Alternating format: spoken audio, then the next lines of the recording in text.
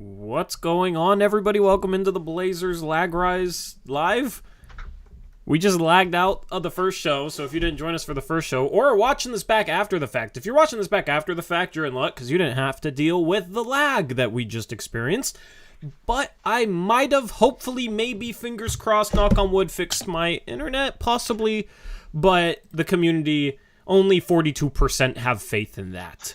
So like that first little bit of lag, if we get it, Eric is just gonna hit like a ton of bricks and is just, I mean, if we go through another fight with lag again, we might just have to chalk this night up as an L, as a loss, but hopefully we got a stream for you guys, probably a little bit shorter because it is 11 p.m. right now on the West Coast. But thank you to Bet Online for sponsoring Blazers Uprise Live. Use the promo code BELIEVE for a 50% reward bonus as MLB gets into the final 2 months.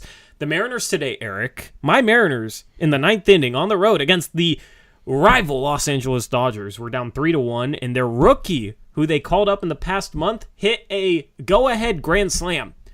So at least it was a good day for my Mariners, who are now only 2.5 games back of a wild card. Your baseball team's good.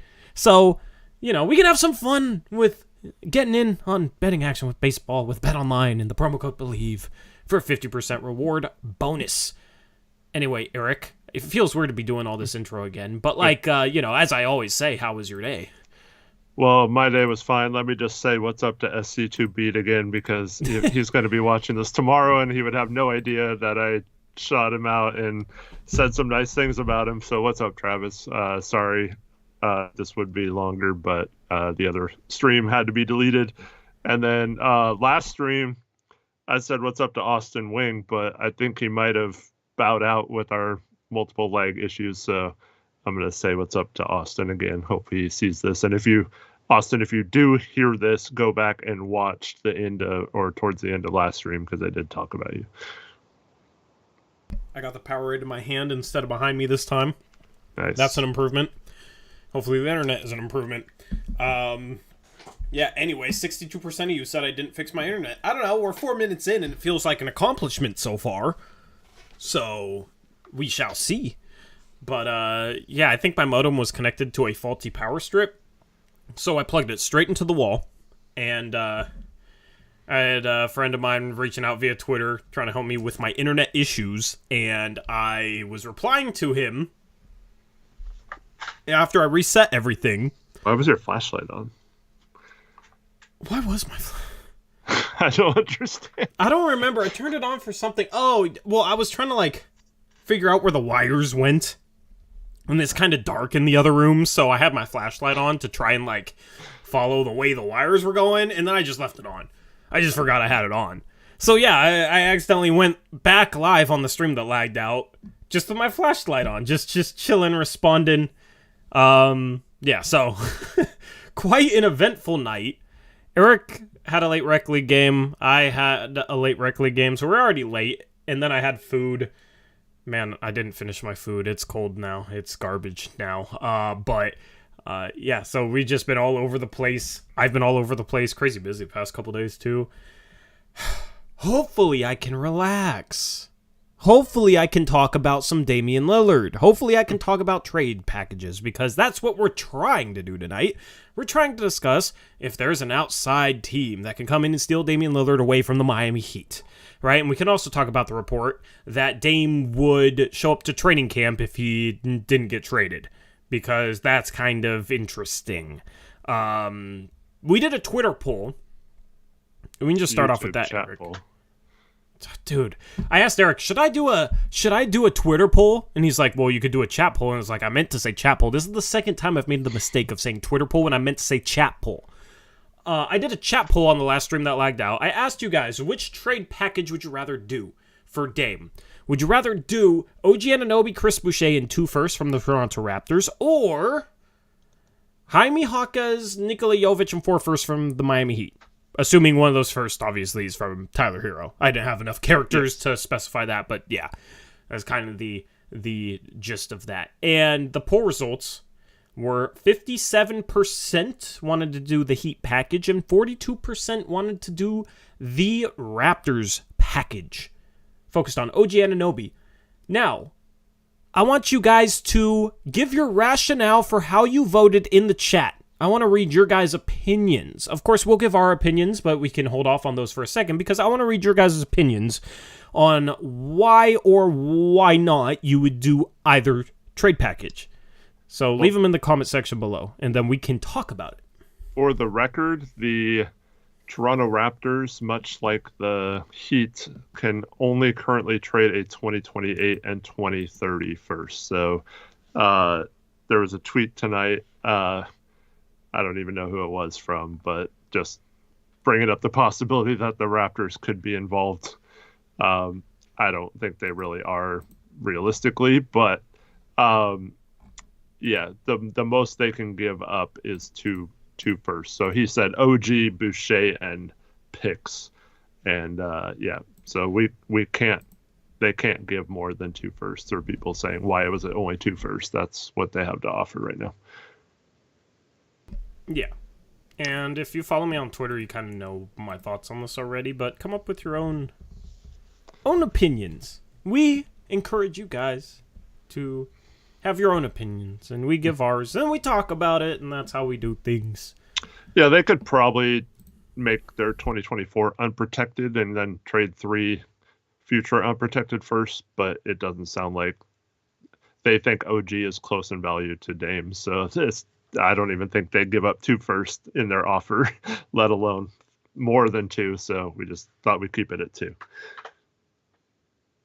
Yep. Anything else I forgot in the intro? We're doing good so far. We're almost 9 minutes in, Eric. No lag. Knock on wood. Don't want to jinx it. So hopefully we are here to stay. What are you reading in chat? OG probably doesn't stay. There's a lot of people's thing. He'll leave first chance he gets, which is smart way of thinking. Secular Monk says the last thing he wants is Dame in Miami, so he's doing the Toronto trade. Yeah, that's a little harsh. Yeah, a little bit. Shout Kyle Wilson, $2 donor says trade Dame to the Big Ten for the rights to Oregon and Washington. That's been a big deal the past couple of days. Kyle Wilson is your fellow Beaver fan, Eric. Hopefully the Beavers don't get left out to dry, as is possibly the case, because college sports is on fire right now. They're going to. It sucks, but Big 12 needs to gobble them up. I don't think it's happening. Honestly, combining with the Mountain West wouldn't be... I don't know if that'd necessarily be bad for basketball, but obviously football makes everything go.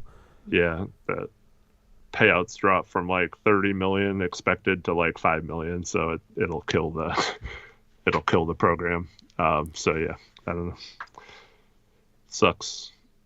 Yeah, maybe a miracle can happen. Sorry to all the Beavers fans, because it sucks, man. Aiden Childs will transfer.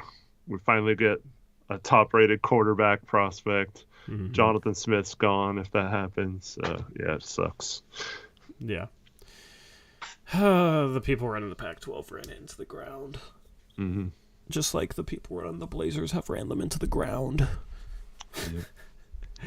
But hopefully they don't run them into the ground even more, depending on the trade package. All right, Eric. Let me respond to Kevin. No, Gonzaga doesn't play football. I'd love for Gonzaga to get in the Big 12 for basketball, though. As just like a basketball school. That would be sick. We need that. We need to move up for basketball. But yeah, they don't play football. Small school. All right, my opinion on the poll between 2 Dame trade packages, one of them being OG Anunoby, Chris Boucher, and 2 firsts from the Toronto Raptors versus Jaime Jaquez, Nikola Jovic, and 4 first-round picks from the Miami Heat, one of those firsts being from a third team for Tyler Hero. Okay, my opinion on that is the Heat package makes much more sense for the Portland Trail Blazers than the Toronto Raptors package. And it's not because of just pure value in a vacuum. Because this type of trade is not just about pure value in a vacuum. It's about situation, and it's about context, and it's about risk versus reward. I feel like you can become good at analyzing trades in any sport if you can have a feel for what the risk is versus the reward. Because some trades might be risky, but if there's the reward of like, well, we could win a championship, then you take that risk. That's why I always wanted to go all in around Damian Lillard, right? But the risk versus reward with that Toronto Raptors package is horrible, Eric. It's horrible. Because if you're trading Dame to Miami, and this was an argument on Twitter, and 42% of you, you're entitled to your opinion. I'm just telling you why I feel the way I feel. 42% of people said they would do the Raptors trade. So there is a lot of people that would, and I get it. OG Anunoby makes a lot of sense. Good defensive small forward next to Scoot and Ant or Sharp long term.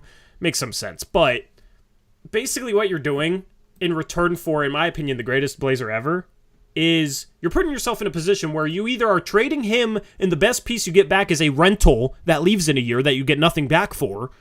So basically, long term, you're traded Dame for Chris Boucher and 2 firsts, right? Or the alternative is, even if you can bring OG Anunoby back, you probably have to overpay him just like you did Jeremy Grant, and then you're paying a combined $70 million a year for 2 non-all-star starting forwards in the middle of a rebuild. Yep. I don't understand. What's the reward? Like, you're not going to win in the next 2 years with those 2 guys, the next 3 years. Like, the risk is you're trading Dame for almost nothing. The reward, like, I don't see the reward with that. So, risk versus reward with that Raptors trade, I don't get it.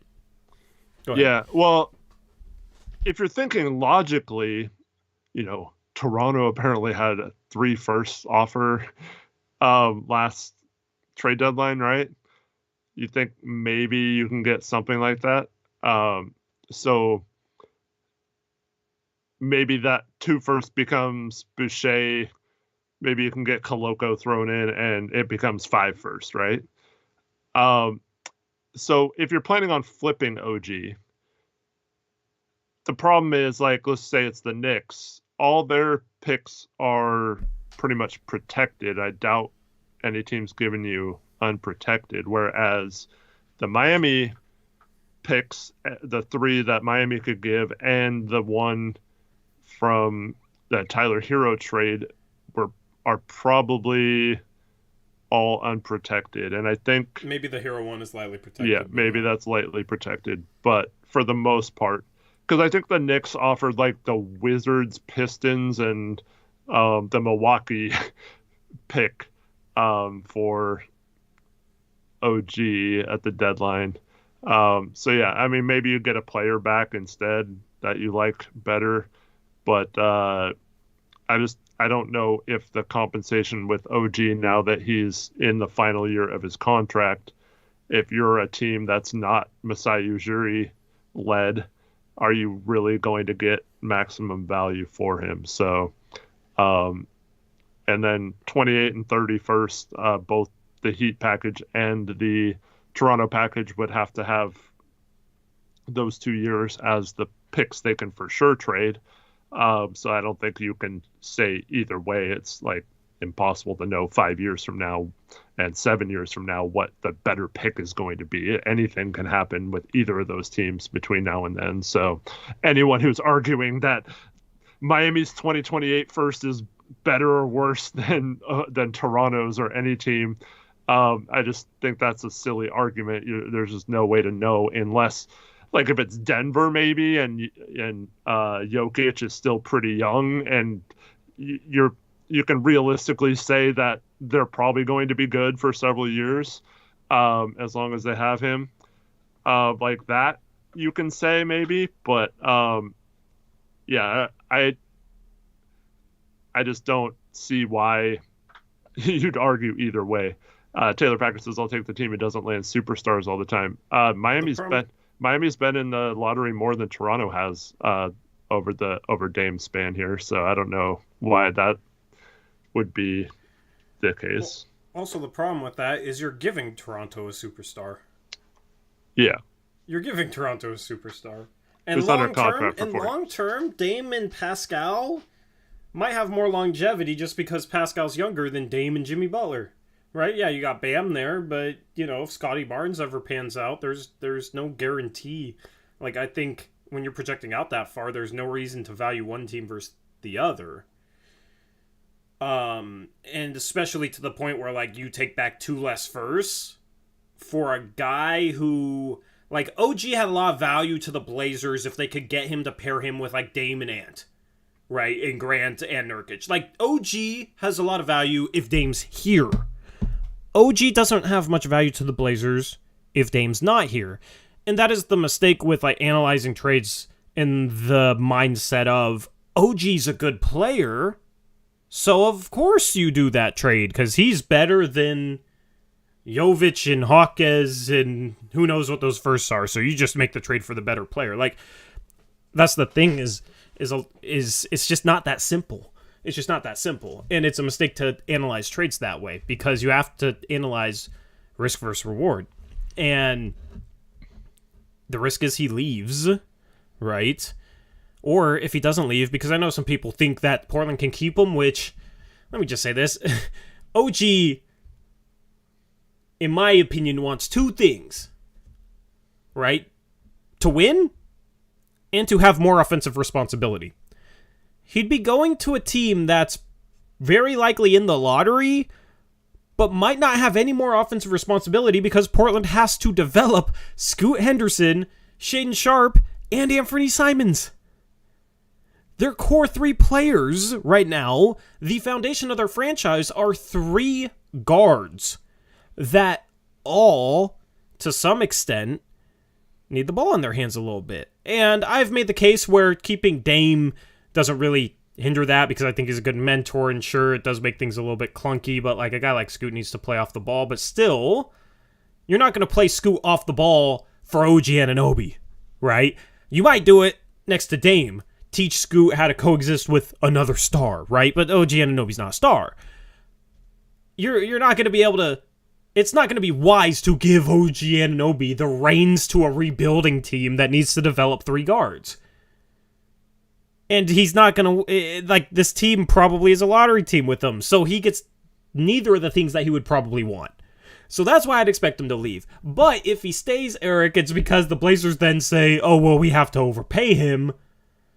And then they give him, like, near or maybe a max contract because I think he'd have more of a market than Jeremy Grant. So you're paying 2 starting non-star forwards a combined $70 million a year. And it's just weird because people always complain about, like, Norman Powell's a terrible contract because he's making $17 million a year, right? But we want to wrap up $35 million a year apiece in, like, OG and Grant, basically, for a rebuilding team. Like, basically, if you do that, Eric, barring some miracle trade with the assets you got back, you know, like the other 2 firsts you got back or something, if you do that trade, you have less firsts, and it becomes a situation where the only way that team is ever going to contend is if Scoot, Simons, and Sharpe develop to the fullest. But guess what? If they develop to the fullest, you're probably contending anyway with lesser forwards. Yeah. So what is the purpose of that? Because it's either he walks for nothing, or the alternative isn't even worthwhile, in my opinion. Well, before I say what I'm going to say, let me just say I don't believe that Toronto is actually seriously pursuing Dame. So, but with that being said... Let me just say, this is as much of a thought process type of conversation than anything. Because this applies to pretty much anyone like an OG who's got 1 year left on his contract. Like we said this about Jaylen Brown post-Dame request. If you're trading for Jaylen Brown for Dame... Like, that doesn't make sense because it's tough to keep him here. So, yeah, it goes for pretty much anyone that only has 1 year on his contract. But here's why I'm worried, Tori. We've talked at length about this on these shows. The Blazers think they're going to be better than they should be. And they want to try and win now. So would they do a trade like this that helps them be better just for 1 year, even if they lost OG or had to overpay him, just to prove to people that they won a Dame trade or that Dame was wrong to want out or whatever? So that's going to be the frustrating part to me if they do accept a lesser trade because they're getting a player like OG just to win a trade or to have a better season, because that also makes our pick worse. If we make the playoffs, we don't have our pick at all. We might as well be bad next year, in my opinion, and just let the young guys, rule the roost and get all the developmental minutes as possible. But like, you re-sign Thibault, you're going to have to play Sharp at the 3 if you keep Anthony. So where are all these minutes coming from too? Like, you drafted Chris, you like him a lot, but you also like Jabari. Like, how can you play all of these forwards and all of these guards and give OG what he wants to stay? I don't know. I mean, I guess they'd probably work out some sort of deal ahead of time, but yeah, I'd much rather do the Toronto trade or be much more open to it if we were getting for sure picks back or something of value back for OG right away and not trying to trade him later. Yeah, like, the team needs to pick a direction. We don't need to lock ourselves into mediocrity. I thought the whole point was like, we're stuck in the middle. How do we get out of the middle? Haven't we been having that conversation for like 7 years? Well, they think they're already... they think if they play this right, they're moron. They think absurd stuff. Like it's absurd to have the best player in franchise history, in my opinion, want to go a rebuilding route, then the moment he wants out, then say we're gonna win. Yeah. How does that make any sense? Like, that is the definition of being directionless and clueless as an organization. They just need to pick a direction, and they already picked their direction. So, like, as an organization, why aren't you embracing the direction that you picked then, if that is their mindset? The only possible explanation is that they think Scoot is going to be just as good, if not better, than Dame. And he's 19. He wasn't like, people's like, oh, he tore up the G League. He was super inefficient last year in the G League. Like, that's just the truth. That's what the numbers are. Yep. Like, long term, I think he could be an absolute stud, but I don't think he's ready to come in and be a top 5 point guard as a 19-year-old. It's just like, we gotta have patience. The organization has to have patience. It's weird to be preaching patience, Eric, but that's what they chose. Mm-hmm. They chose the route that needs some sort of patience. And it's like, locking ourselves into that type of roster early on, making it so we probably have the 12th pick next year instead of the 4th pick. It's like, we have potentially risked it all with Dame just to get high draft picks, but now we don't want high draft picks because we want to be a little bit better of a lottery team and risk losing OG Anunoby for nothing. Like, it just doesn't make sense to me. They need to pick a direction. They picked their direction. It's a rebuilding route. I have a major problem with how they went about it with Dame and how they handled a lot of things, but in terms of the route, it is what it is. Like, at that point, okay, I'm ready to go into next year as a team like, okay, we got to develop Sharp, we got to develop Ant, we got to develop Scoot. I don't want Sharp's minutes getting cut because Chauncey Billups is in love with the veteran in front of him and they're trying to keep him. Well, that might really happen with Thibault. Yeah, we've seen that before. I don't want that. And Alex Wolf says, isn't the 24 draft really bad, though? I mean, in comparison, but if you have the number 1 pick, you have the number 1 pick. You're going to get a really good prospect. And there's always guys, even in bad drafts. The Giannis draft was bad, but Giannis was great, right? Like, Bradley Beal went 3rd, you know? Like, Brandon Miller was, like, not even a lottery prospect, and then he goes top 2, and a lot of you would have taken him at 3 over Amen Thompson. It is cool. Mara and Ivisic are both playing college ball this year. I really like that they're coming over and playing. Like, there's going to be dudes. It's not as, like, I don't disagree with you that, like, it's bad in comparison. At least it looks better right now, especially at the top, but you still got dudes. A lot of the top projected picks this year are forwards. Yeah. And I'd rather just gamble with, like, a higher upside forward that's cheaper and not potentially going to leave next year because we embrace the rebuilding route. Yeah, I think my mindset is it's tough to, I mean, we haven't seen any of these guys play, whether it's G League or overseas or in college. So all these one and dones, I mean, yeah, people like Brandon Miller can wow you. Someone like Taylor Hendricks, who wasn't even considered a first round pick or a fringe first round pick guy goes, in the top 10.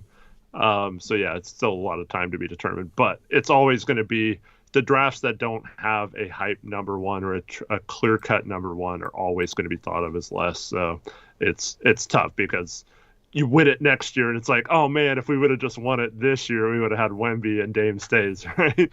But yeah, it's I think it'll be fine, but yeah, it's too early to say definitively how the draft next year is going to be. We're still a whole season out. It's just like they need to make every move they make needs to have a purpose, and that's been my biggest problem. Is a lot of their moves have seemingly lacked a purpose, right? You don't make a move for a potential rental because, well, I think we might be able to be decent next year, so hopefully we could keep him. That is the exact opposite of having a purpose. That's the exact opposite. That's like, you're basically just crossing your fingers and hoping it pans out at that point. Because that's the logic behind a potential OG trade. I mean, just embrace the rebuild. If we're bad next year, we're bad next year. Guess what? I've said, if we are a playoff team because Scoot, Sharp, and Ant carry us there, that's a good thing because that means they're panning out, right? That's the foundation of our franchise. I don't want to get swept in the first round as an 8 seed because OG Anunoby carried us there. Well, that's exactly what happened in 2016, the 2015-2016 season. LaMarcus leaves, we trade Batum, we let Rolo and Wes walk. So basically Dame's our only starting five, our only player out of our starters left. And CJ had done nothing in the NBA his first 2 years. He steps right in and becomes most improved and is most improved player and is really good. And then it gives you that false sense of hope that you're better. And we made that 2019 Western Conference Finals run, but we never really recovered from that offseason in 2016, thinking we were more ahead of the curve than we were. And I just think that's the worst position to be in, is to think you don't need to do something, because I think right now the whole mindset should just be trying to get as much talent on this team as possible.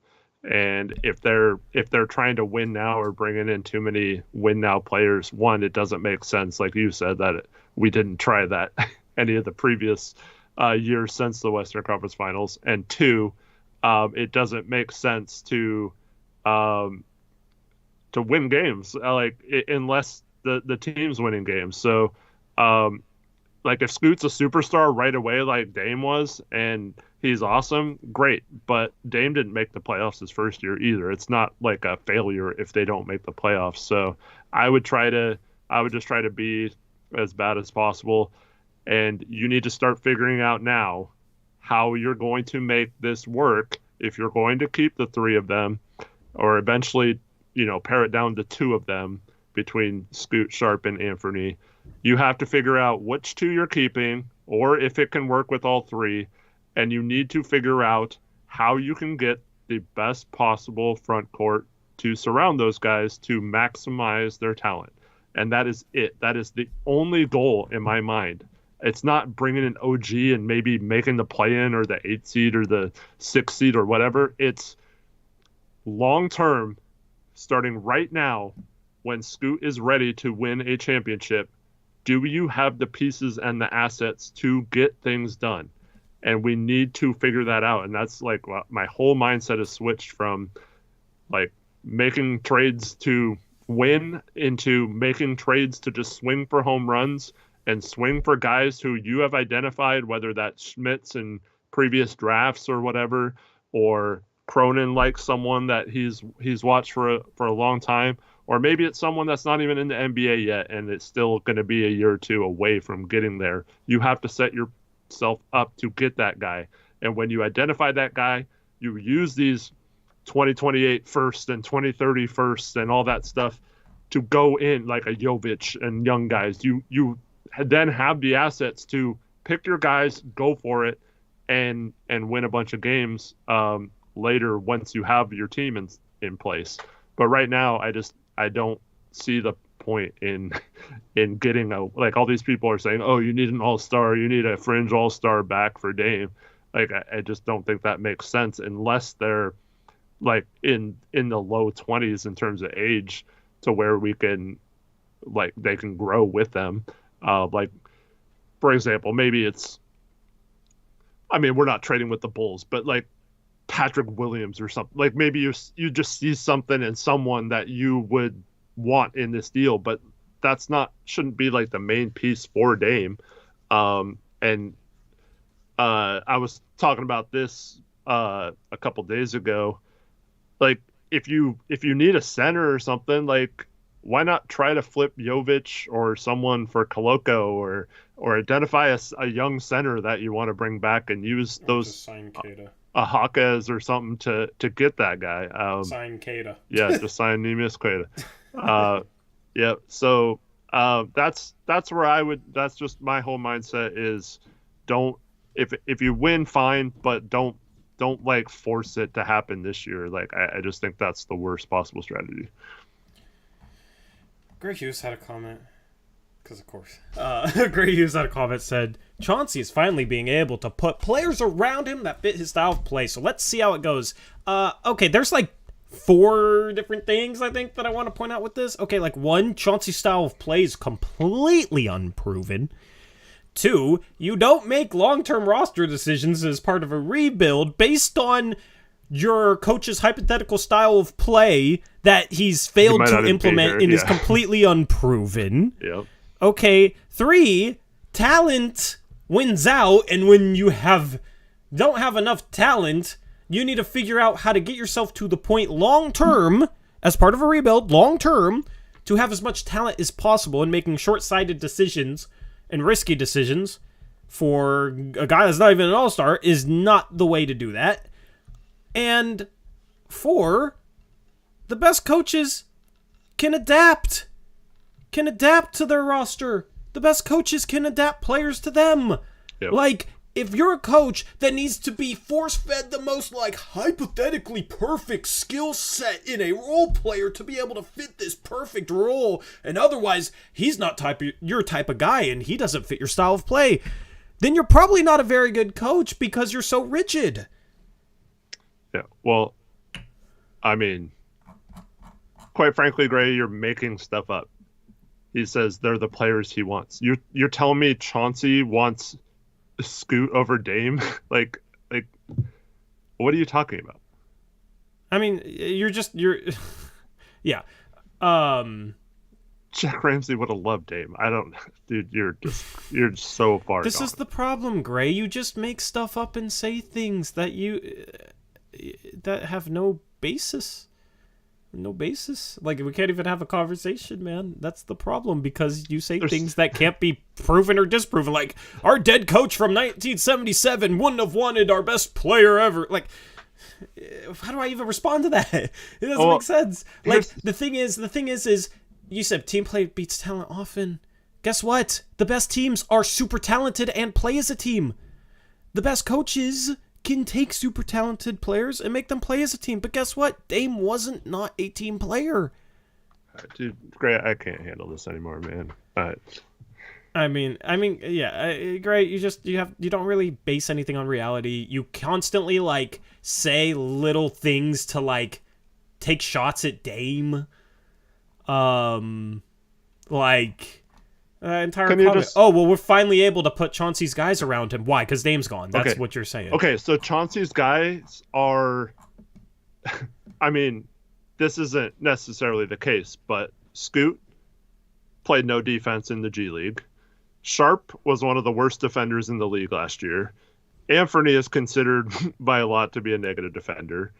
Grant wasn't that good on defense last year, and like most of people think Nurk is washed and can't play defense. That's what the type of offense and scheme or defense and scheme that Chauncey wants. How is Dame less of a team player than Jeremy Grant or Anthony Simons or Shaedon Sharp is my question. Or Scoot, we don't even know. Yeah. I mean, Scoot reads the floor really well, can make the right pass, but like, man, Dame doesn't get enough credit because he's aggressive as a scorer, because he's really good at scoring. When he takes shots, that's like the best offense you could have, because it's super efficient, and efficient offense is what the game's about, because you put more points on the board at the end of the game, and that's what it's about, being able to outscore the other team, right? Now, obviously, defense helps with that, and Dame struggled, but, I mean, bro, I don't get it. It doesn't make sense. I'm not trying to trash our starting lineup. I'm excited about the rebuild. I don't understand... Well, it's just how you can inconsistent. project any of those guys as being elite defenders, because none of them have proven anything. Yeah, I mean, it's just I hope they will. It's nothing against our starting lineup, Eric. It's just inconsistent because, as you said, like, they're not proven defensively more than Dame, but then also, it's not like they create for others more than Dame does. No. Dame, like, the first half of game sometimes isn't aggressive enough because he's trying to get guys involved. I could see games next year where we're pulling our hair out because Sharp has shot 10 shots and they're like 5 of them are questionable in the first quarter.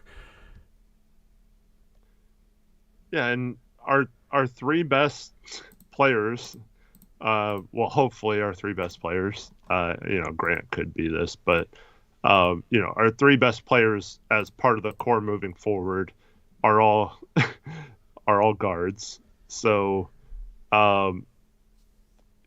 as we need a different style of player, different style of front court. But I mean, Chauncey had his scheme. He had Anthony on the team last year. His scheme made it so Anthony was on the bottom of the zone a lot, or guarding guys in the corner like Dame was. And that often led to Anthony having to basically be the help guy around the rim protector, the secondary rim protector, the guy trying to prevent a 7-footer from posting him up and scoring easily on a roll or whatever. So he's just all of a sudden going to be magically different because Dame's not there. Like, all of a sudden he's going to be using Anthony different on defense. I don't understand how they're making like scheme changes just because Dame's not there. It's like it's still going to be the same defense. They're just going to hope that different players step up more. I have a problem with the 4-game winning streak still, Eric.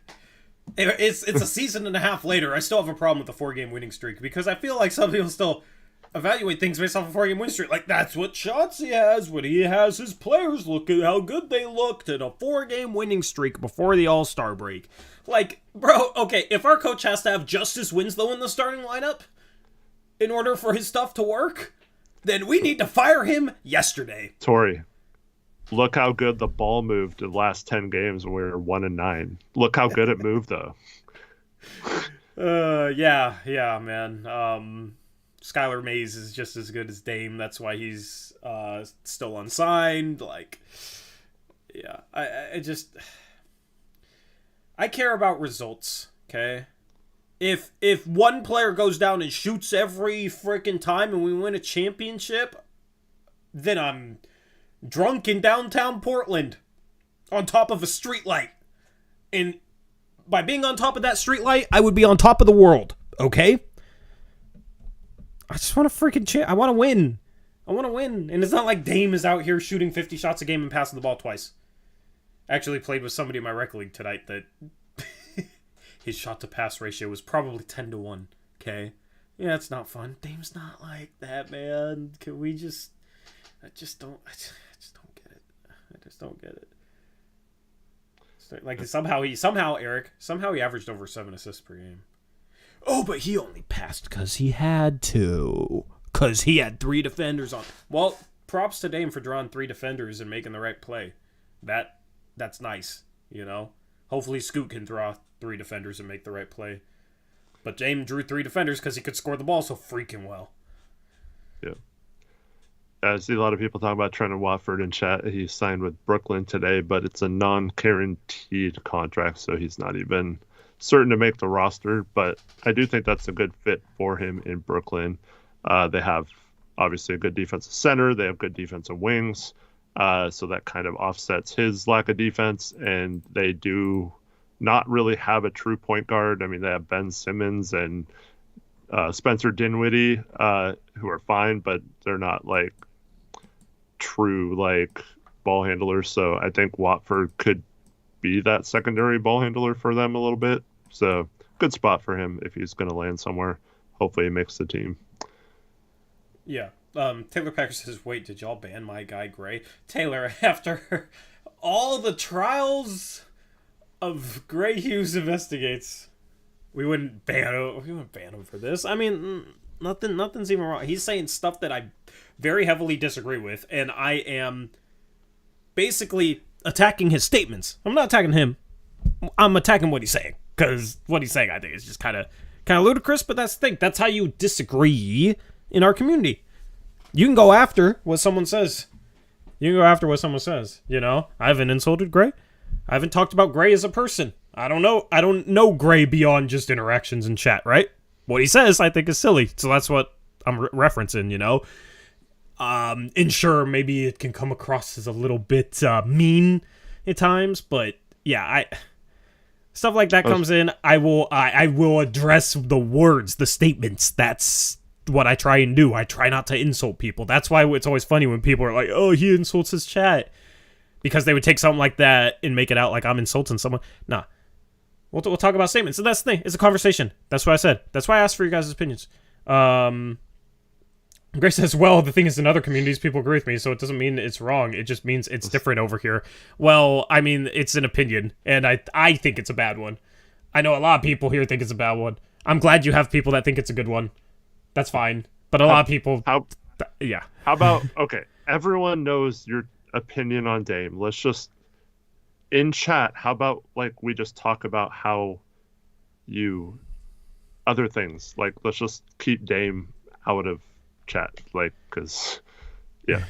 Grace says, see how you shake your head. I think your opinions are terrible, too. Okay, but you're here watching me, so... I don't know. I'm doing something right somehow. Okay, yeah, okay. Anyway. I'm saying here, you shouldn't talk about Dame. Great. We all know how you think, bro. You have had conversations with us through our stream many times this offseason. Okay? You don't have to say Dame is a team player in you don't have to say Dame is not a team player in 1,000 different ways. Okay? Like, yeah.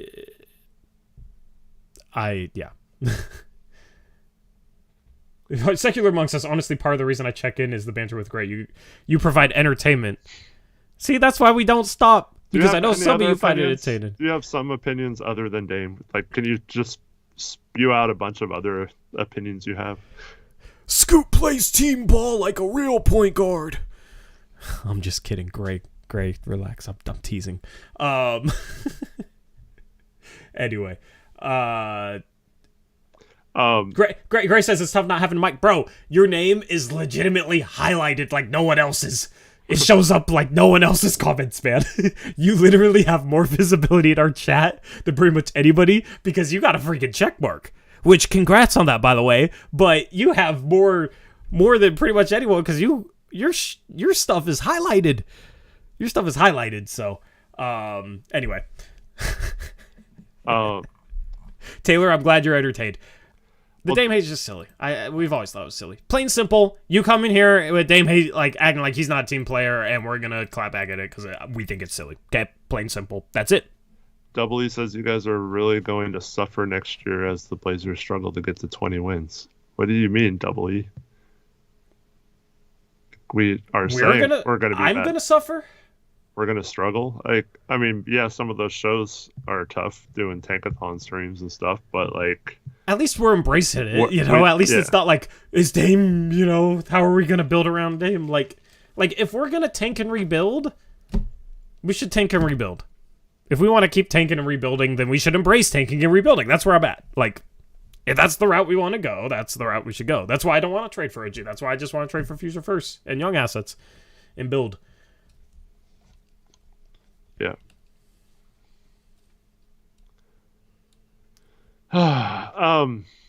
So speaking of Dame, it's been reported that he would show up for training camp and possibly play if he's not traded. Yeah, is that real? Um, let me tell you what that is. That's I'm obviously not opening up to any other team.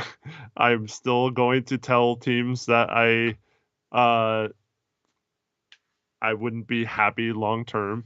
And yeah. So yeah.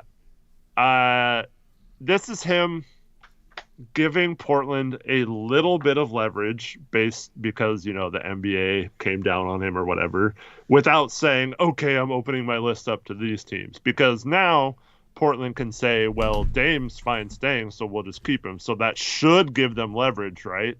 But yeah. Man, it's hard to concentrate when. Oh man. Okay, man, you're saying. You're trying. Props. So this is just because I'm pretty sure it's coming from either Dame or his agent. So it's just them trying to. It still leads back to Miami.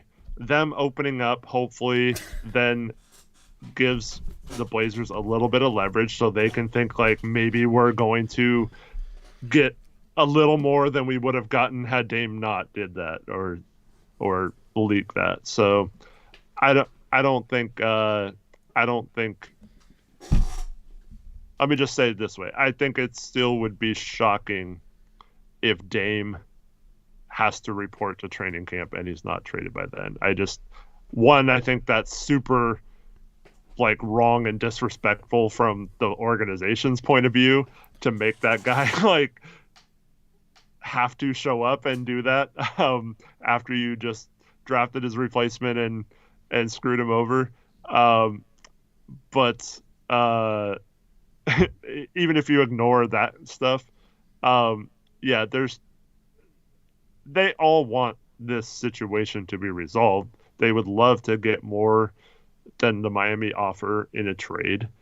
And it's just I think at some point they're just going to have to accept the best offer, and because I don't think it's going to improve, because I don't think any other teams are really offering anything close to the Miami package. So it's going to come down to whether they accept the 4 firsts and young players from Miami and expiring or not. That's just going to be the ultimate thing at the end. So I don't know. So during your whole explanation, right, we got commentary about my tank top. I got a freaking cramp in my hamstring. That hurt. I'm trying to stretch. Yeah. And anyway, I think I agree. I've got distracted. Well, I mean, so Devin Ford says he thinks Cronin won't accept it and just hope we get a better offer at the deadline like KD. I still think that's the wrong way of looking at it. I don't think there's going to be a better offer.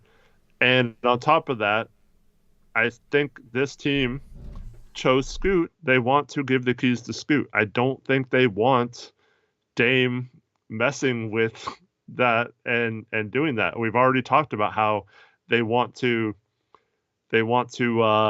prove that maybe Dame was the problem. And Gray Hughes would love that. But Cronin's even admitted this. This is the problem. They haven't they haven't made a decision and gone with it, right? They haven't just picked their a rebuild young guys or vets with Dame. They get Thibault, but then they also trade for Knox and Reddish and stuff. They don't make up their mind, right? So the problem is in order for this rebuild to work, I think they do need to commit right now, one way or the other. And if they go into another season with Dame and like, oh, we're gonna play him this many minutes and he's gonna mentor Scoot and all this stuff, I don't. Yeah, sure, it maybe they're good and it all works out or something, and there's a magical trade that appears for Dame, or maybe he loves it so much and the 4-guard lineup with Jeremy Grant at center is the best lineup in the league, and there's no way they're ever going to lose again. Like, I just I don't understand how this all works. If you chose Scoot, you chose this whole path, and then you're going to be like, oh yeah, it can still work with Dame, and let's just keep him here. Like, I think at some point it's just better to move on and turn the franchise over to the young guys. And yeah. Matt Stevens says, Raptors fan here. How does Scotty Barnes, salary filler, and a bunch of picks sound to you? Depends on the number of the picks, but I mean that makes some sense. The problem is I don't know if Scotty Barnes is a good fit next to like Scoot. I think it's a terrible fit with Scoot. I'm pretty much out on Scotty Barnes, but I think they value him way too much. They wouldn't even give up picks in that situation. They weren't willing to give him up for KD last year. They're not giving him up for Dame. But yeah, I'm not. I don't think he's a good fit with our current roster, so I would stay away from him. Will you do a stream with Gray if y'all win the championship next year? What, like after win the championship? Why would I ruin that moment? No. And you owe him $40 or $50 or. No, I'm already gonna pay him money. I'm not. If he wants to collab, I'll send him my collaboration fee, and it'll be $50. I will hop on his stream. He can investigate the shenanigans in downtown Portland, and I will help him.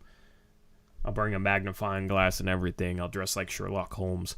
The problem is, Eric, is I feel like too many fans just aren't embracing the reality that this team is not going to be good next year. Mm-hmm.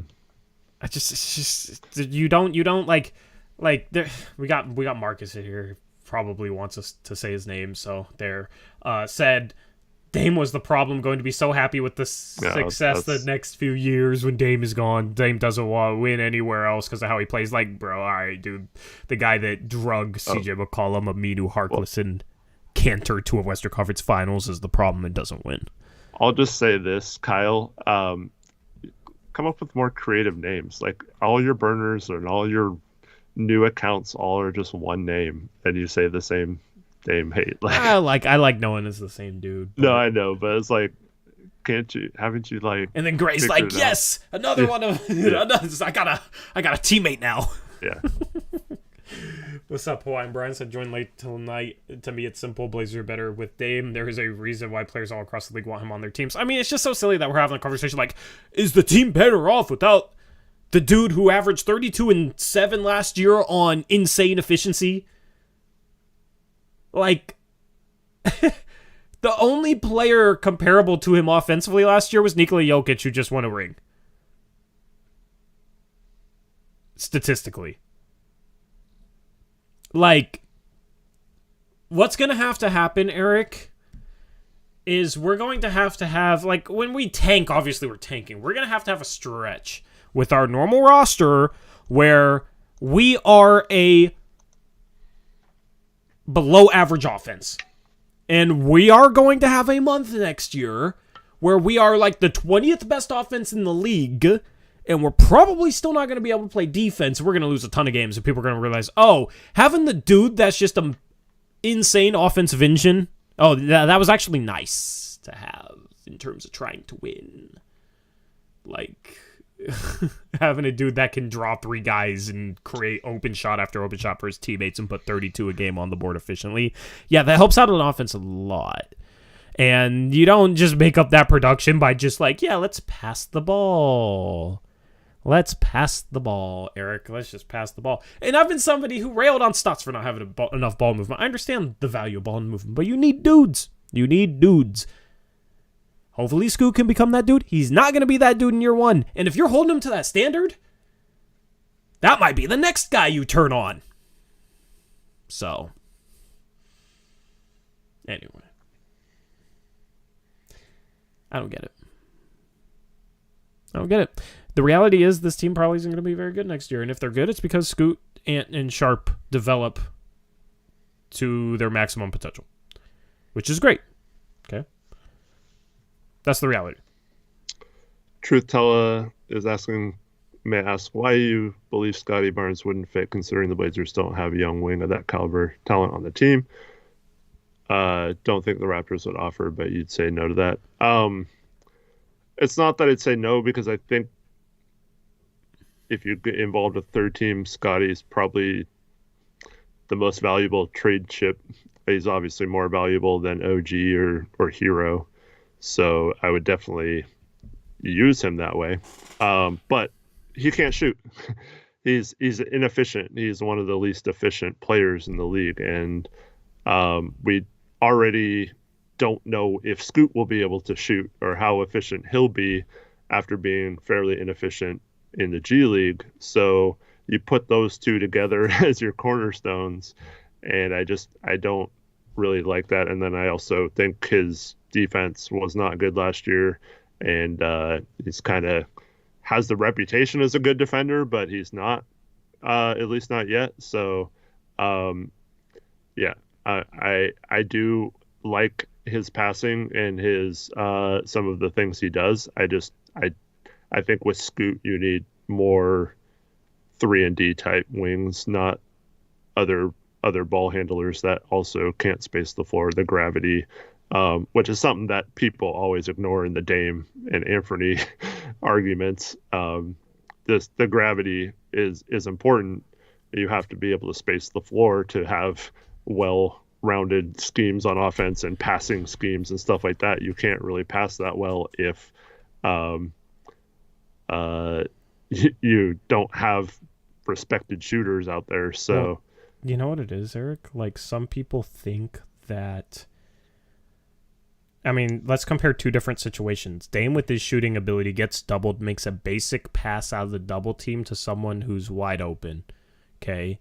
And some people think that's not him putting his teammate in a better situation compared to, like, what Scoot will be dealing next year, where, like, guys will go under and he drives into traffic and makes a really tough pass out to the arc to a shooter who's less open. But the pass is more impressive. Right? So it's, oh, look at him being a team player. Look at him being a true point guard, where, like, Dame gets doubled 30 feet away from the rim, makes a basic pass out of it, and it's, he had to make that pass. That's the only reason he passed. He wanted to shoot. Well, I'm not going to make our arguments, but yeah, Matt Stevens says, yeah, they don't really watch Scotty. It's okay, LOL, because he called him a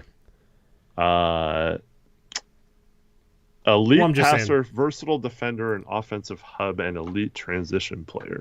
I mean, that's just buzzwords. I was more so talking like Scoot and Dame, or just like any passer. Like, guys that can't shoot, they have to make more impressive passers because they have to drive into sagging defenders and into traffic and then find their way to make something out of it, where somebody like Dame can stretch out the defense so much, his passes look easy. They look simple. But guess what? That's still making his teammates better. Just because the pass isn't as impressive doesn't mean the entire play isn't better for the team. So, yeah, like, would I rather have a guy, if you're talking about star players, would I rather have a star player where, like, once he gets the ball, he draws multiple defenders and can kick it to somebody who's open, or a guy that, like, oh, he gets the ball and he's on the three-point line and he's open, but he's not confident in his shot and gives it to the next guy? Which would you rather have? I'd rather have the first thing. And here's the thing, Eric. We're going to experience this. This is not a knock on Scoot. Scoot has to improve his shooting, just like Scotty Barnes does. Like, Scoot has some weaknesses that he's going to have to iron out. And it's like, luckily, I'm surprised, because I figured me pointing out these weaknesses, people would say, oh, well, you just hate Scoot because you love Dame. Like, I'm high on Scoot, but Scoot has weaknesses. He needs time to improve, just like pretty much anybody else that comes into the league. The problem is, and I've said this, is by like choosing him over Dame, you're holding him to an extremely high standard year one if you expect him to be better for the team than Damian Lillard. That's too high of a standard to hold him to. It's not fair to him. It's not fair to Scoot. So that's kind of the problem I have is you're holding him to too high of a standard. Like, what's it going to be when he doesn't reach that standard you're holding him to? What's after that? What's next? I don't know.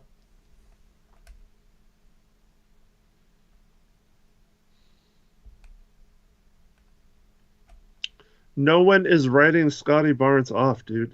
You guys are so annoying sometimes. Like, just because I think he's not the best fit with Scoot doesn't mean I don't think he's a good player. I just said, like, he has probably the most value. So if you can get Scotty Barnes in a trade and flip him somewhere else, I would look into that for sure. Yeah, Matt, like, he says, if it's a rebuild, your goal is to have as many chances for young guys to become a guy. I don't disagree with that line of thinking. That's better than the line of thinking like, oh yeah, let's go get OG. For sure. Okay? That's a better line of thinking. But the problem is, I think they have put too much on Scoot being the guy to not build things for the future around Scoot. They basically chose Scoot over their best player ever. Like, you're basically putting all your eggs in the Scoot basket at that point. It's not a situation where it's like, oh yeah, let's just have a few eggs in every basket. Hopefully one of those baskets, like hopefully one of these guys becomes a guy. They need Scoot to become a guy. They put all their eggs in the Scoot basket. That's the problem. And Scotty Barnes, I just don't see him being a great fit next to Scoot unless he can become a much better three-point shooter. And maybe he can. It's just I'm a little discouraged about the fact that he really hasn't shown any improvement since he came into the league. So I also don't know if, like, what's the best thing for Scotty's development? Is it to be somebody with the ball in his hands consistently? Is it to be pushed into the role as the guy and then he figures it out? Or does he need to grow into that by figuring it out beforehand? Like, what comes first, the chicken or the egg? Some guys, you put them in that number one role and they figure it out, they become number one guys. Some guys, you have to let them kind of reach that point, right? Like, Pascal Siakam kind of reached that point through his game improving. Some guys, you kind of just got to give him that role. That might be the best thing for Scotty.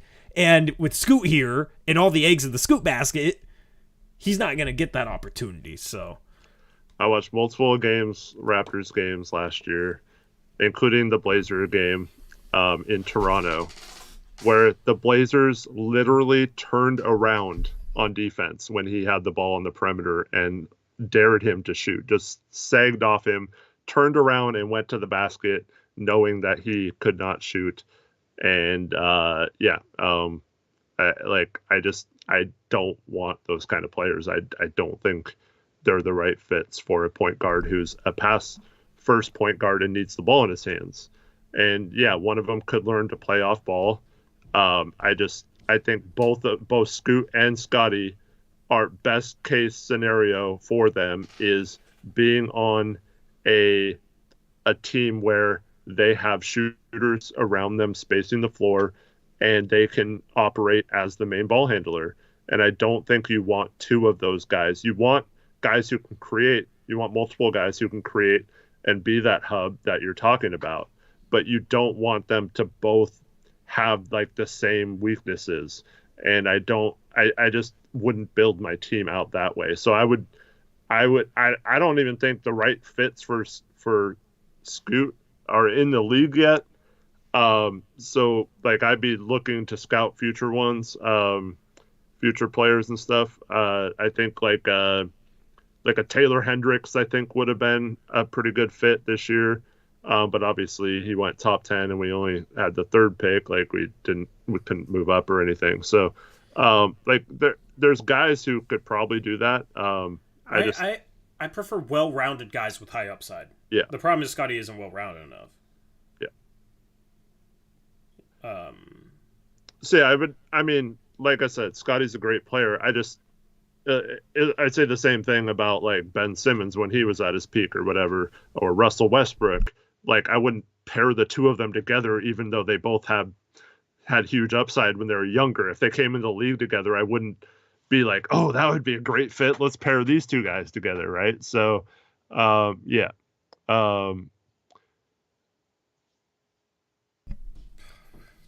Just asinine takes.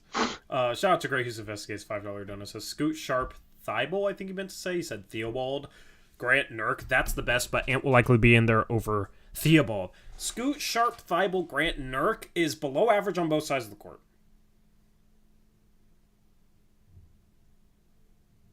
That lineup is literally below average on both sides of the court next year. Unless Scoot's like an all-star, I guess. I don't. And a massive defense. But... Okay, realistically, that lineup is below average on both sides of the floor next year. And as Trevin puts, we're benching our best player. Yeah, like we're best without not only our best player in franchise history, but our best player remaining. Yeah. Like we just Eric, we just want players that remind us more of players that played in the 80s. That's how we're going to win in 2024. Jacob C says the right fit for Scoot isn't in the league yet, quoting me. Holy C word. If he's right, the Blazers are screwed. How good is Scoot if there are no good fits for him in the freaking league? Okay. So you kind of misunderstood what I said. Okay. So obviously there are players like Mikal Bridges would be a great fit next to Scoot, right? But he's at the age now where you don't want necessarily to trade a bunch of assets to get Mikal Bridges, because by the time Scoot's, entering his mid-20s, then Mikal Bridges is a little older and not ready to dominate with him. So, like... It's about window. It's about timeline. In my opinion, like Jaylen Brown or whatever would have been a good fit with Scoot, or like a decent fit. Like there's guys who are good fits, but like I don't want to give up assets for them, and I don't want to pay players salary right now, max contracts. I would rather, go for guys coming up and identify them. That's what I said at the beginning of the show. I'd identify players early on in the process that you think can develop into the next ones of those, and go find those guys. And so there are guys in the league, obviously, but the cost, like most of those guys are unattainable. Like we couldn't even trade the third pick for Mikal Bridges. Like we're going to somehow get him now, and that makes no sense either. So I mean, I don't know how else to put it. It's just like, I don't think, I mean, obviously if you could find, trying to think of an example of a guy who's maybe younger, but all those guys they're not going to be traded. So it's hard, Cooper Flagg would be great. Yeah. Like that's just obvious, but I mean, he's freaking insane, but obviously that's a good fit. So wouldn't you rather pay other guys big contracts while Scoot and Sharp are on their rookie deals? Asked Jacob C. Solid question, but the problem is once Scoot and Sharp are coming off their rookie deals in 3 to 4 years, then you might have to make some tough decisions unless you have an owner that's going to pay a bunch of tax. And our owner is not willing to do that. They weren't willing to do it with Dame. Why would they be willing to do that? Yeah, exactly. So I'd rather go the route where you have good budding potential future stars on rookie contracts when Scoot and Sharp's contracts come up. I'd rather go that route. And the thing is, you still have flexibility to kind of accumulate assets in different ways compared to not having that flexibility because you're paying someone a big contract. Right? The thing is like having Scoot and Sharp in your core on cheap contracts makes it so that you have flexibility to take on bad salary for assets, or, OKC's done a lot of that in previous years. You have ways to work your way into deals as a third team. Like, maintaining that flexibility is best long-term because you can maximize assets long-term, and the team is a little bit worse. But the thing is, when you're in rebuild mode, having higher draft picks is a good thing, right? Aren't we glad we had the third pick instead of the 7th pick. Like, imagine if we didn't fall all the way down to 5th worst team in the league. If we were 6th, we would have had Anthony Black on this team maybe instead. Which, going this route, I'm much more happier with Scoot. So that's kind of the way to go in a rebuild. Well, the other thing is too. Well, can I respond to his next comment? He says the chance of drafting a budding star seems less likely than trading for a current proven good starter fringe all-star like Jared Allen. Here's the thing. Once Scoot and Sharp develop to the point where they're like ready to win by adding that guy, and you have a bunch of assets that you accumulated by having the space to absorb salary and having the time to accumulate assets, then you have the assets to make that type of move. Then you make that type of move. Mm-hmm. And the thing is, you make that type of move, like, okay, you're going to have that player. If they're on a 3-year contract, you're going to have that player for 3 years. If you make that move early, that player might be gone by the time you're ready to win. And then you basically shot yourselves in the foot because you made your team a little bit better when they're in the lottery, so you're getting worse picks. And then when they're, the core is developed enough, they're ready to win, who knows if that guy sticks around. Or maybe his production falls off. Like, I'd rather wait until those guys are ready to win and then go get that piece because that piece is going to... You know what you're trading for at that point compared to just like waiting around and hoping whoever you trade for now, like a Jared Allen, is still Jared Allen in 3 years, is still as good in 3 years, is still here in 3 years, doesn't have injuries that take his game downhill in 3 years. So I'll give an example. I would rather have Derek Lively than Jared Allen because I think Lively could develop into a player just as good as Jared Allen, but he's on a rookie deal and you don't have to worry about his age. And he can grow up with those guys, learn together, all that kind of stuff. So like, that's just an example. And he was picked with the 12th pick in the draft. So like, you can get those guys. Derek Lively's going to be good. Yeah. Like Claxton was the 31st pick or whatever. Like even Jared Allen himself was 23rd or something like that. Like I would go get those guys, find the next one of those guys. That's what you pay scouts to do. That's what you have assistant GMs, and that's why you're the GM. So go find those players that are able to do that. So yeah, I mean, trading for Jared Allen might be better the next few years. I don't see when like Scoot's 25 and dominating. I don't see how Jared Allen's like the perfect fit there for him. And you might not find a perfect fit or whatever. But here's my line of thinking is, okay, let's just realistically say 3 years from now, right? Scoot's ready to lead this team deep in the playoffs. Dame, that team, Dame's third year, was really freaking good. They unfortunately had the Wes Matthews injury, and that season kind of got derailed. But that team was really good. Their starting lineup was really good. They probably had a chance to go on a run in the playoffs if things would have broke differently. So this is what I'm thinking. 3 years from now, you're in 2026 off season or whatever, and you still have the 2028 Miami first or whatever team, if it's Toronto's 2028 first or whoever, you still have the 2030 first unprotected. You still have maybe whatever pick you got from Hero if it was like a 2027 pick or whatever. Plus, if you made the playoffs that year in his third year, you'd have all your picks freed up from Chicago, or maybe you've already freed them up by now. So in that 3 years when Portland's ready to make a jump, they'd have all their own picks and possibly at least 2, if not 3 extra first-round picks. Plus, if they ended up trading Grant or something for pieces by then, or Thibault or whatever, they might have even more picks on top of this. Maybe they trade Anthony or one of the 3 between Sharp, Scoot, and Anthony, whichever one doesn't work out as much, and get another pick there.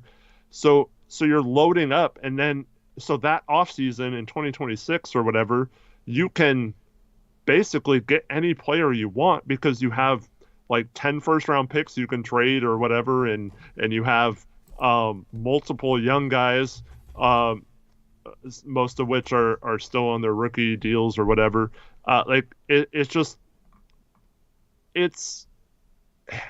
crazy that people are thinking about putting the best team on the floor right now and not putting themselves in the best position to be as good as possible when these guys are ready to be good. Yeah, I have a few different thoughts on that. Jacob says, Jared Allen is a 25-year-old proven fringe all-star on a great contract. I'd rather have him than Lively. In 3 years, Jared Allen is still in his prime. Our scouts got us Zach Collins. Well, one, Andre Drummond was an all-star at 24, got traded for a second-round pick at 26.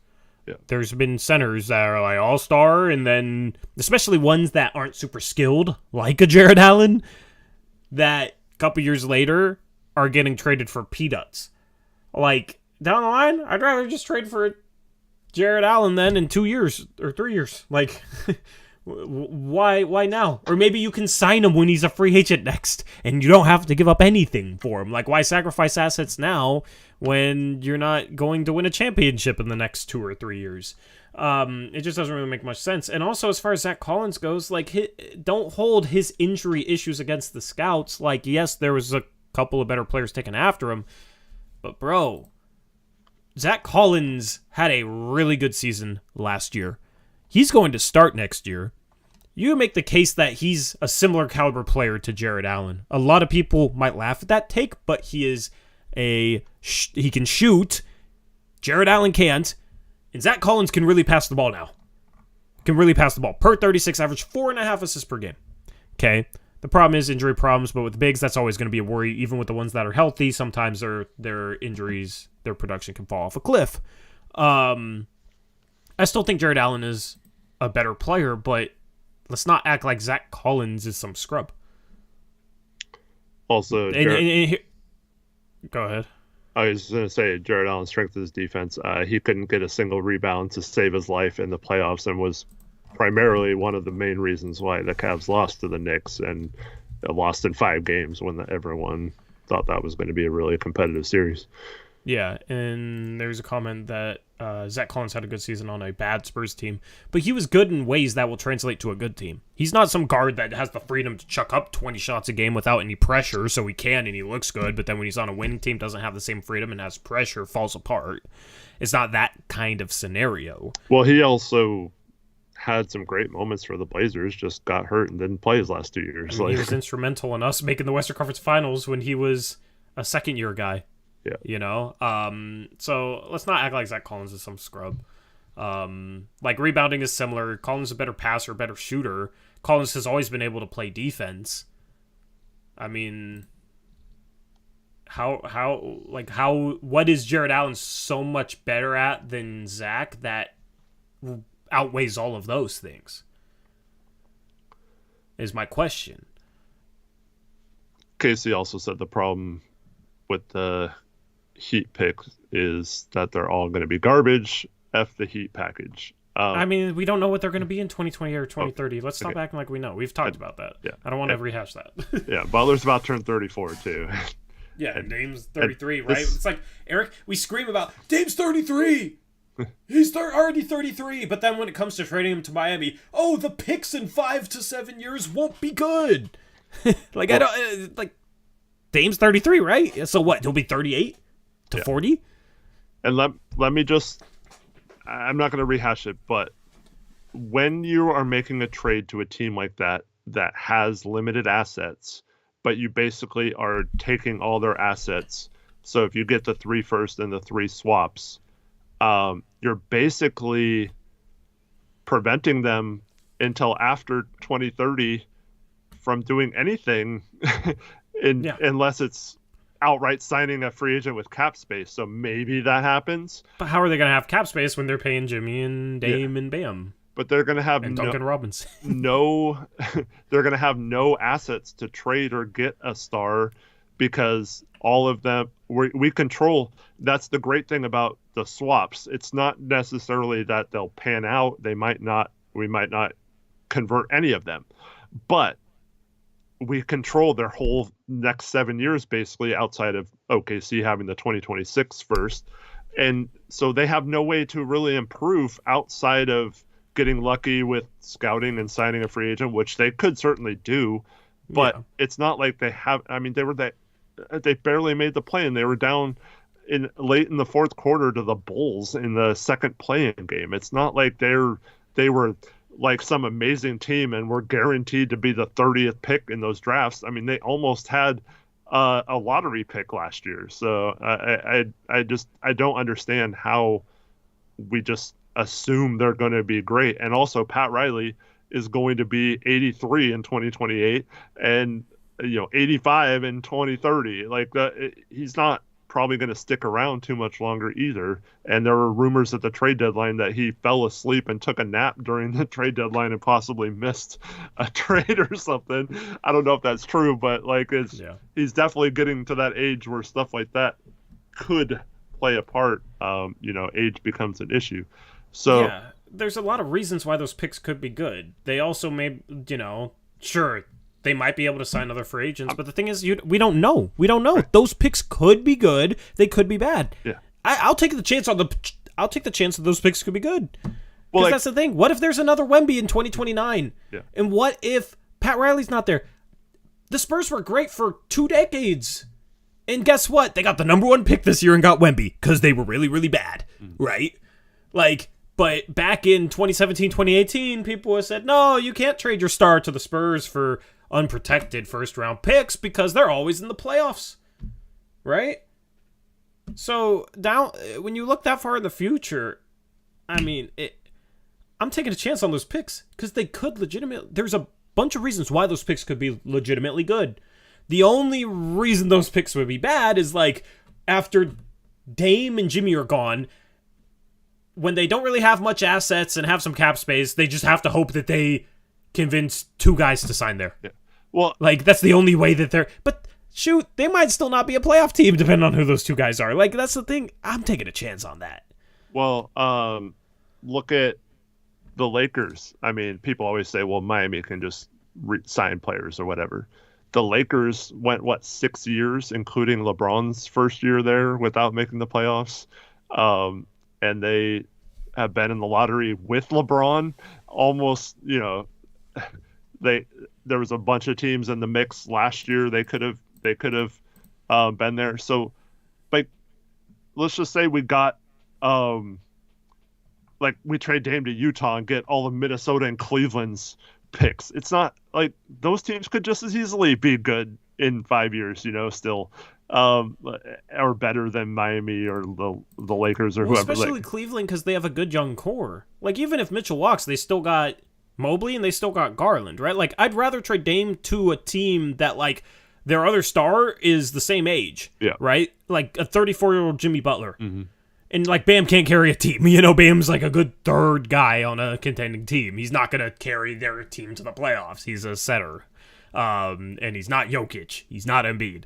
So that's the thing is a team like that, I think, is actually better than a team with a good young core that is going to be in their primes in 2028 to 2030. So, yeah, I'm taking a risk on that because it's basically, sure, higher risk, but, I mean, why would you go lower risk to potentially have what would likely end up being maybe mid-first-round picks? I'd rather go boom or bust in terms of picks.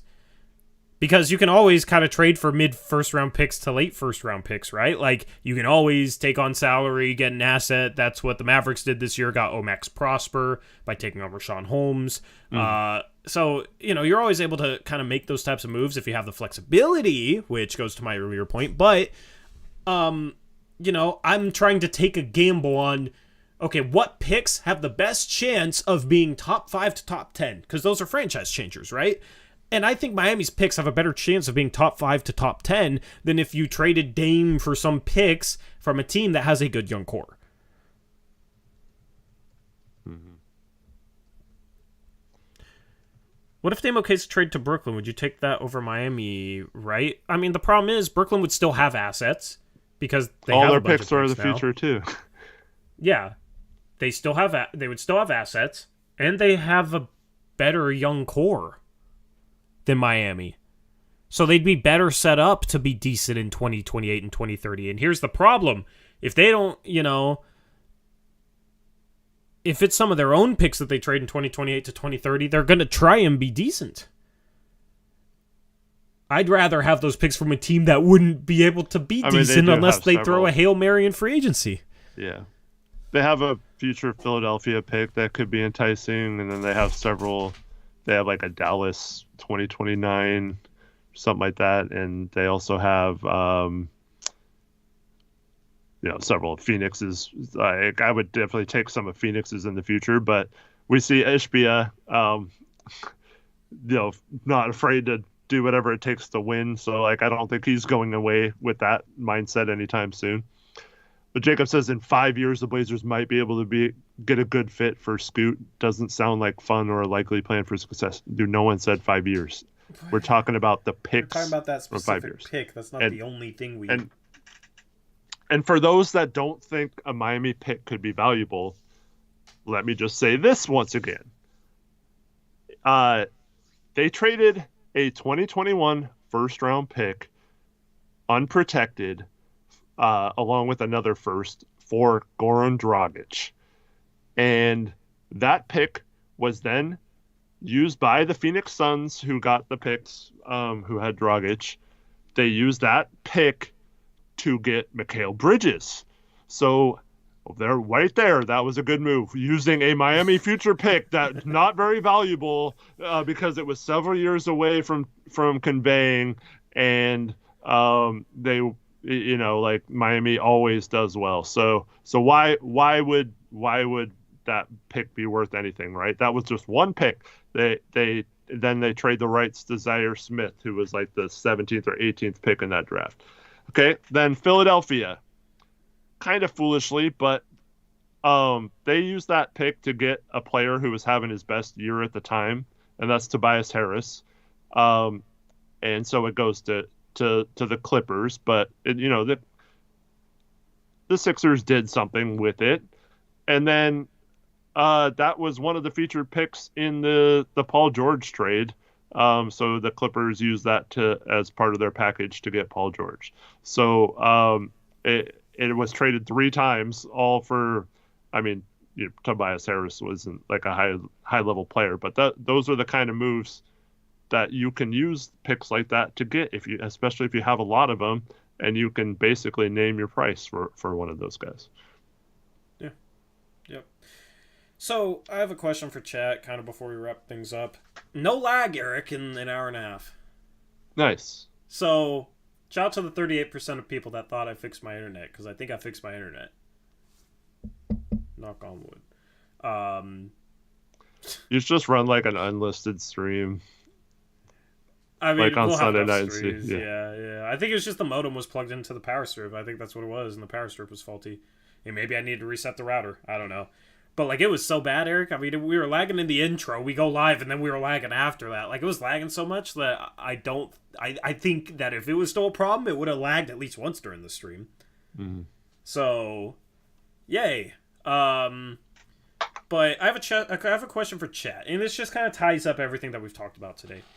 How are you guys feeling about facing a potential 2 to 3 years where we lose, where we're in the lottery? 2 to 3 more years being a lottery team. How are you guys feeling about that as a fan? And I know people say oh, I think we're going to be in the playoffs before that, but let's just say we're going to be in the lottery for 2 to 3 more years. How do you guys feel about that? If, on the other side of that, we have a contender. If on the other side of that we have a contender in 3 to 5 years, how do you feel about 2 to 3 more years being in the lottery?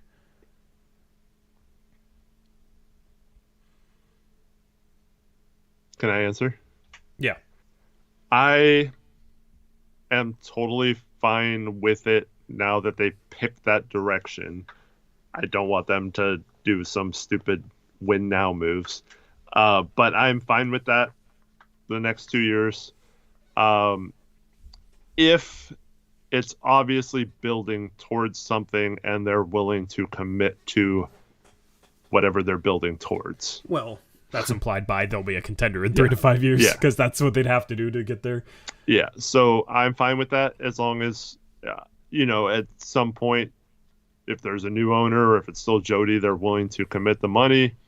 and they're willing to make moves and not just be cheap. I'm not 100% sure that's going to be the case, but as long as they are building towards having fixed the problems that they have encountered, and Joe is here for all of it, even pre-Dame, so he knows or should know what the problems were prior rebuilds, how those went and what went wrong.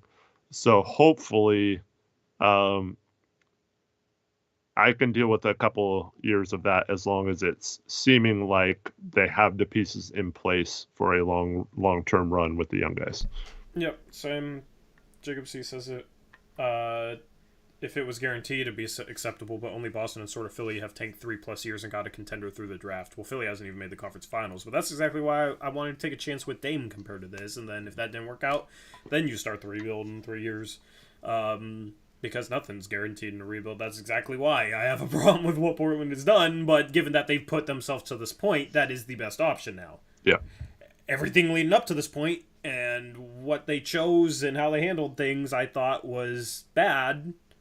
But, for me, it's, well, how can this situation become better? Now, I still think the team needs to be sold and Joe Cronin needs to be fired, and maybe Chauncey Billups too.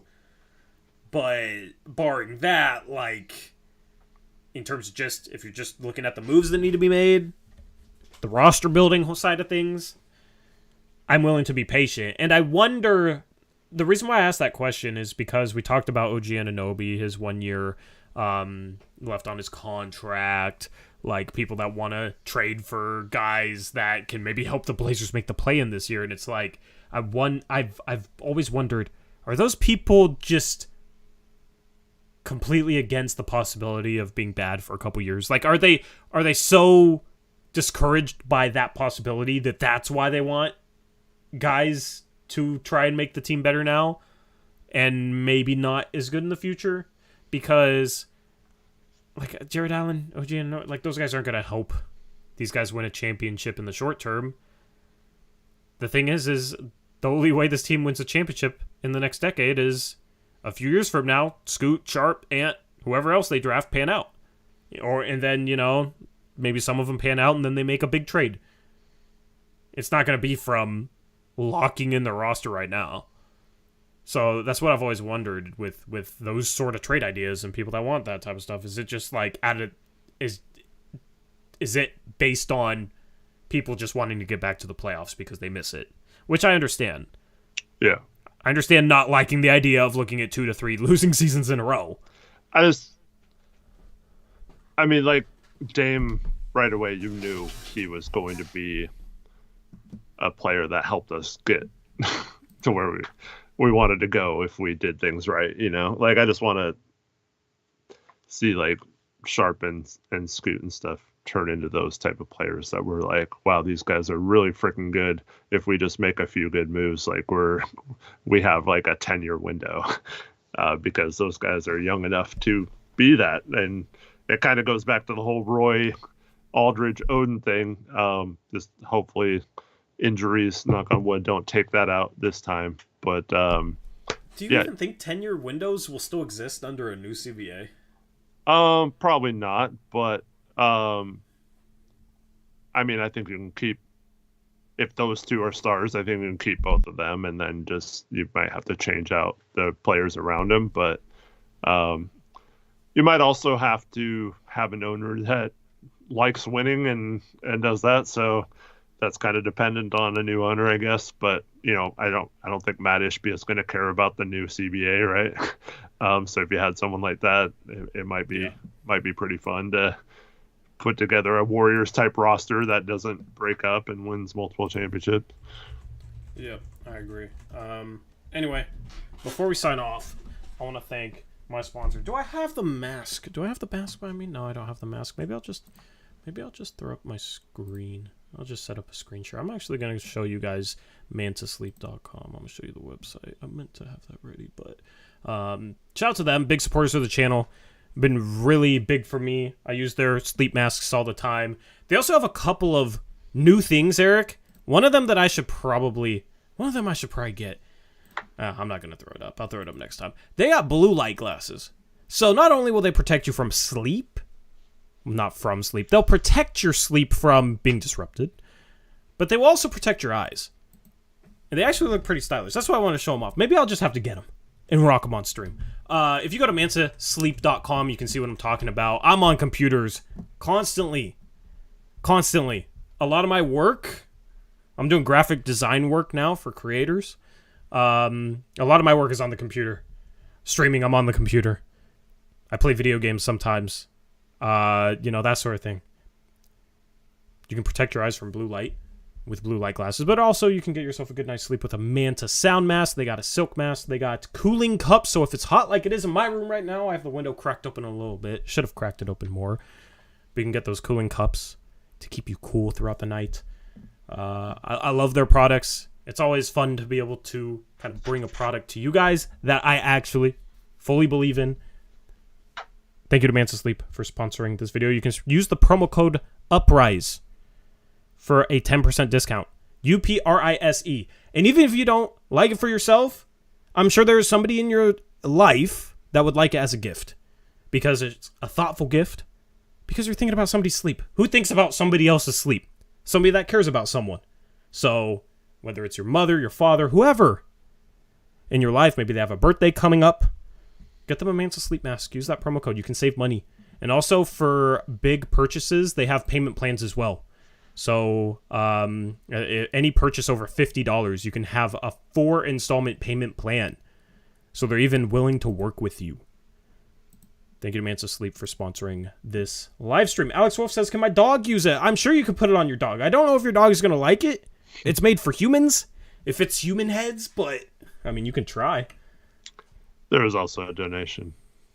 And I'll thank Jason Hawley for the $10 dono. First J King says, taking off that mask in the morning must hit different. Yeah, man, I'm somebody who struggled with sleep. Now I'm taking 2.5 milligrams of melatonin and sleeping in the Manta Sleep mask. And my hours, for the most part, have changed. I've kind of had to change my hours, but it's helped me.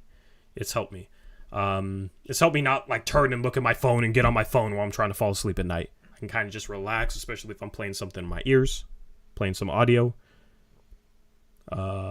It's really nice. So, shout out to Jason Hawley, $10 donut, says, not sure if you saw or heard Sean Dax's power ranking series on NBA Front Office. He started with us, put us on the bottom. The bottom.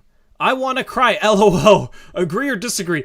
Jason, thank you for the $10 donut. See, like, seeing that, I don't want to cry. I want to say thank you that somebody else sees it.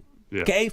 Thank you that somebody not involved with our fan base actually sees what we see with this freaking front office. It's always nice when people agree with you. I definitely, right? Like, if you're talking just, like, GM and stuff, I don't know.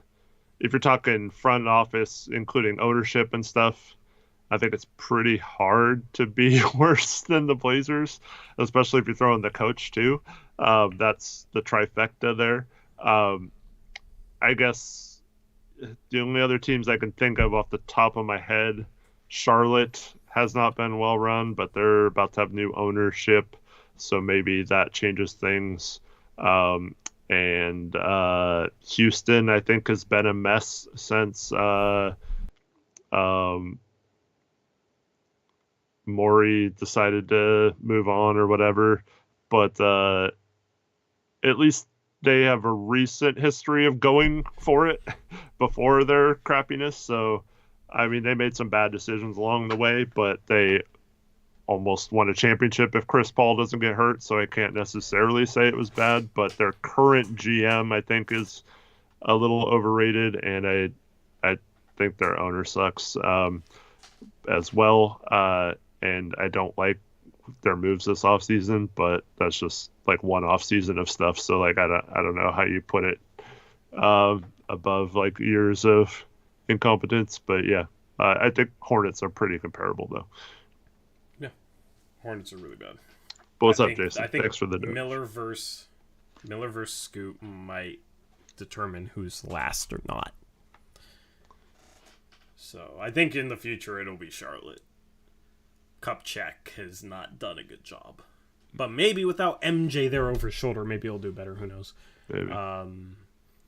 Aeromancer said, the last time I saw my dad, he said he was going to the store to buy a Manta sleep mask.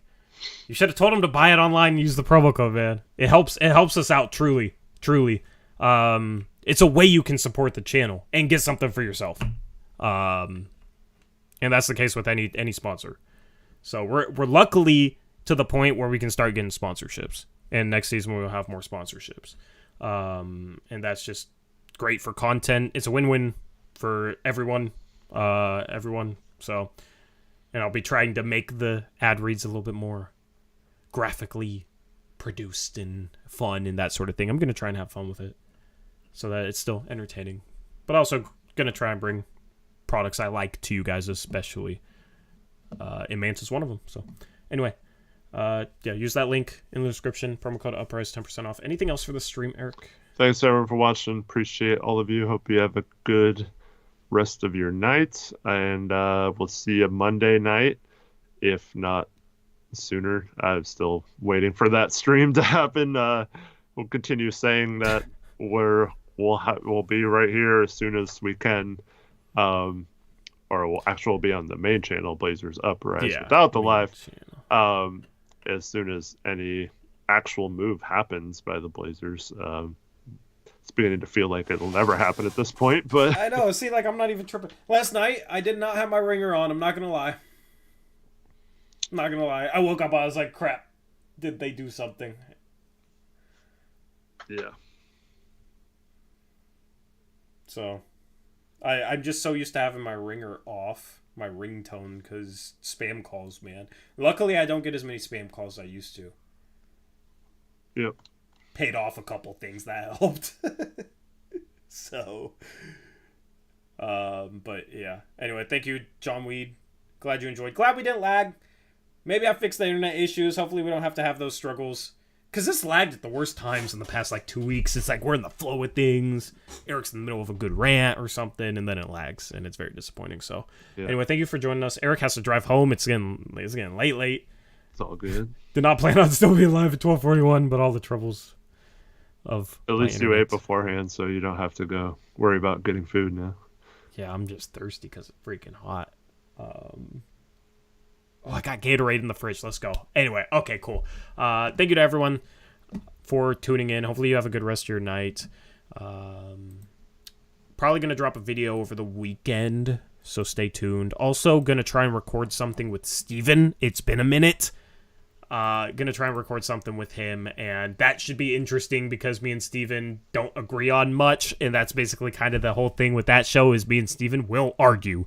So I'm looking forward to figuring out what we're going to argue about next show. So stay tuned. That'll be a video upload right here on the second channel. And also, as far as the second channel goes, we have new content coming in the future. Okay? That's all I'm going to say. But it's going to be fun. So I'm looking forward to next season and everything we're going to do because, Eric, it's already August. Yeah. It's already August. It's almost football season. There's a freaking football game tonight. Yep. So it's about that time of year where we can enjoy some football and then enjoy some basketball again. Anyway, hopefully you guys have a good rest of your night. Hit the like button on the way out. It helps us out. And until next time, as always, peace out. Go Blazers.